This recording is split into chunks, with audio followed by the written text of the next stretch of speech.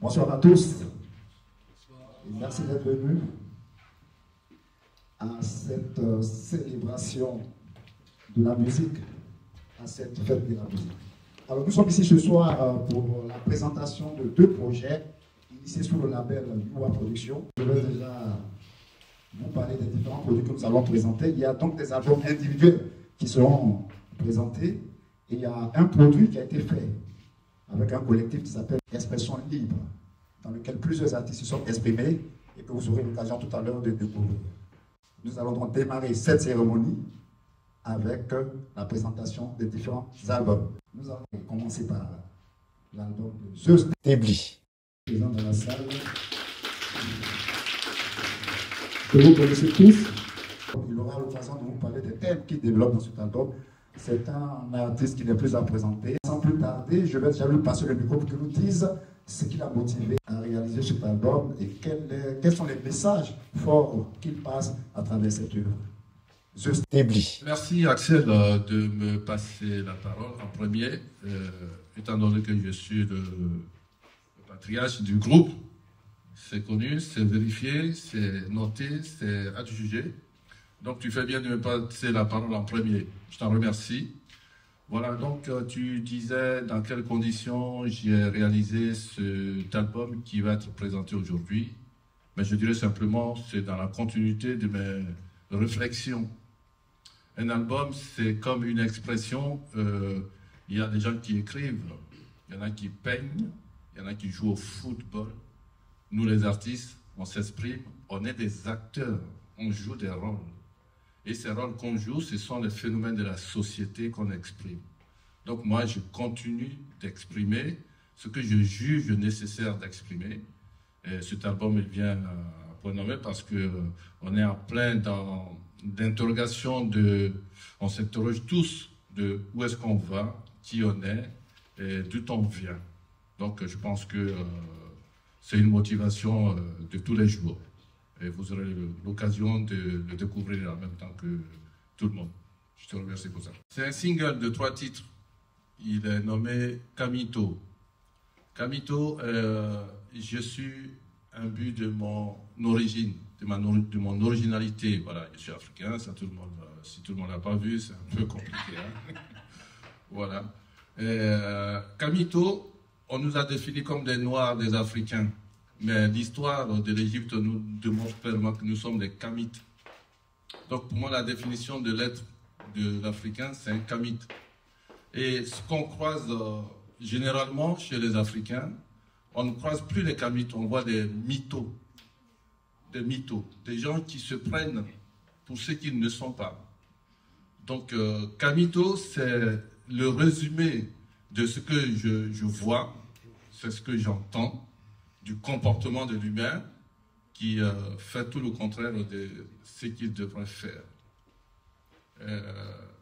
Le thème réel de ce Kamito, c'est la vie que nous vivons aujourd'hui. Dans un couple, par exemple, j'ai pris un exemple clair, un couple, un monsieur qui est marié à une femme, qui est bardé de diplômes, il s'est complètement hissé sur son rôle social pour ignorer la vie de sa femme.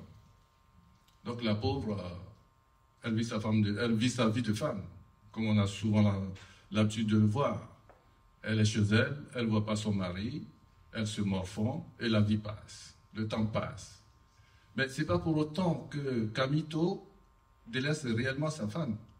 Lui, l'école dans laquelle il a été, on lui a appris d'aller servir les autres.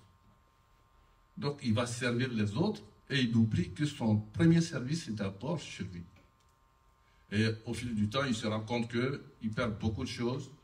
Il fait la synthèse, et il se retrouve au pied du mur. Et finalement, il a compris que tout ce qu'il a fait, les diplômes Bac plus 25, ne valaient rien à côté de la simple présence qu'il aurait pu honorer auprès de sa femme. Donc ce sont ces genres de phénomènes de société que je ressasse. Et je pense que, au même titre qu'un journaliste, ce sont des sujets d'actualité qu'on prend. Et puis surtout, la prise de conscience, d'où on vient, où on est, où est-ce qu'on va. Et c'est cette sempiternelle question qui me taraude la tête, qui revient toujours dans les thèmes que je fais. Bon, tu me diras aussi, là, je suis entouré de Rasta. J'ai été coaché par mon petit frère Pablo Yua pour participer à l'élaboration de Yua Production. Pablo Yua, c'est un Rasta, il est connu dans le monde entier. Et tous ceux qui sont là font du reggae. Donc, ce que je fais comme musique, c'est un ramassis, on va dire. C'est un ramassis de tout ça. Dès mon jeune âge, j'ai été piqué par le virus de la culture des Sud-Africains, des Zoulous. Et comme je m'amuse à le dire souvent, mon père m'a mis en classe, ce qu'on appelle l'école. À un moment donné, j'ai compris que ma place n'était pas dans la classe, c'était à l'école. Donc quand je suis sorti de l'école, j'ai découvert la culture des Zoulous. Les Zoulous, c'est le seul peuple. Aujourd'hui, si vous les écoutez, ils n'ont aucune influence dans leur musique, même s'ils chantent en anglais.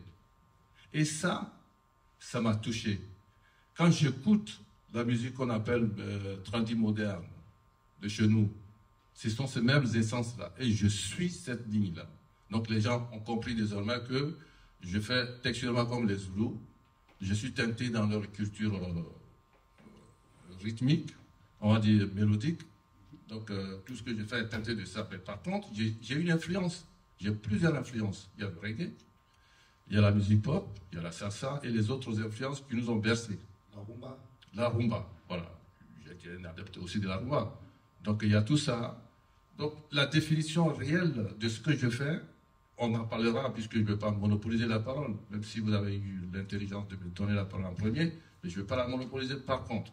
Mais ce que j'aurais à dire tout à l'heure, c'est qu'est-ce qui motive un être qui sort de la classe pour aller à l'école et faire la musique? Qu'est-ce qu'il propose? On le dira tout à l'heure. Merci beaucoup, Zeus. Je suis Gervais Niawa, promoteur culturel. Zeus est un grand musicien, et parce que batteur de taboulé dans le temps, et j'apprécie son genre musical, c'est-à-dire il fait un amalgame de musique tradie, de zoulou et de reggae. Une fusion. Alors, moi, ça m'intéresse beaucoup cette musique. C'est une musique que j'adore. Mais Zeus, grand musicien, a pris assez de temps pour sortir la tête de l'eau. Et pourquoi c'est maintenant que Zeus apparaît au grand jour? Et pendant tout ce temps, Zeus faisait quoi de sa carrière? C'est maintenant que vous le découvrez, vous voulez dire? Oui. Zeus, c'est Billy. Merci Gervais. Zeus, c'est le dieu de la foudre, hein, donc il n'a pas d'aujourd'hui, hein, il vit depuis des millénaires, pour paraphraser un tout petit peu. Ben, tu sais, dans le métier d'art artistique, il n'y a pas une période bien précise où on est toujours là. Même si on ne se fait pas voir, on est toujours là. Il est évident que j'ai commencé la musique professionnelle avec Taboulé, Afriza International, depuis 1978. Donc il y en a qui peut-être dans la salle qui n'étaient pas encore nés, c'est certain. Pour moi, il n'y a pas de temps. La musique, on l'a fait. Dès qu'on a le souffle de vie, on l'a fait. Pourquoi les gens me connaissent aujourd'hui? Peut-être que certaines personnes me connaissent aujourd'hui, mais il y a des gens qui me connaissent depuis 1978. Sauf que je ne fais pas de la musique urbaine. Je ne fais pas de la musique à caractère commercial. Je ne me vends pas pour me vendre. Comme je disais tout à l'heure, je suis comme on dit littéralement, un leader d'opinion. Je suis un acteur. Quand le scénario ne me sied pas, je ne joue pas le film. Donc si on pense qu'on me voit aujourd'hui, mais c'est très bien, puisque le travail que nous faisons, que je fais, d'ailleurs je me fais entourer par des gens qui aiment bien, avec qui je m'entends très bien, qui comprennent ma démarche, Et si vous comprenez qu'aujourd'hui, je sors la tête de l'eau, je ne sais pas nager. Donc, j'ai réussi un coup de maître. Et, tout est relatif. Tout est relatif. Donc, ça fait plaisir de savoir que les gens découvrent ce que je fais depuis très longtemps. Et c'est un travail de longue haleine. Donc, je vous remercie aussi de cette intention que vous portez au rythme de la musique que je fais, parce que, une petite anecdote, une fois en 1999, ma mère, elle vivait encore, je suis allé en Côte d'Ivoire, et j'avais une promo à la radio. Et il y a un titre qui passait, Dizzy. Ça chantait, et puis on était assis à la maison, à Coquaison, hein, c'est en Côte d'Ivoire, hein, c'est quelque part là-bas, en Côte d'Ivoire, voilà. Et, elle écoutait la radio, elle dit, oh, le Congolais là, il chante bien. Hein. Et puis mon neveu a dit, mais mamie, ça c'est ton fils qui chante. Il dit, mais quand tu chantes en lingala, puisqu'elle sait que j'ai fait le Zaïre, tu chantes en lingala ou bien tu chantes en béninois, parce que c'est aussi que j'ai fait le Bénin. J'ai dit, maman, je chante en bété, mais le bété, je ne le chante pas. Je ne chante pas en bété, je chante le bété. Donc la différence, la nuance, elle est là. Donc le temps que les gens comprennent que je chante le bété, et chanter en bété, il est évident que les gens vont écouter ce que je dis, mais ils ne vont pas faire attention. Donc c'est aussi le travail des journalistes. Ça, on en revient. C'est aussi le travail des journalistes. Les gens qui apprécient, qui découvrent, et qui ne font aucun effort, c'est le cas de le dire, qui ne font aucun effort de creuser, et puis aller voir ce qu'il y a derrière ce que fait l'artiste. L'artiste, lui, il est là pour jouer, il est là pour inventer, il est là pour créer.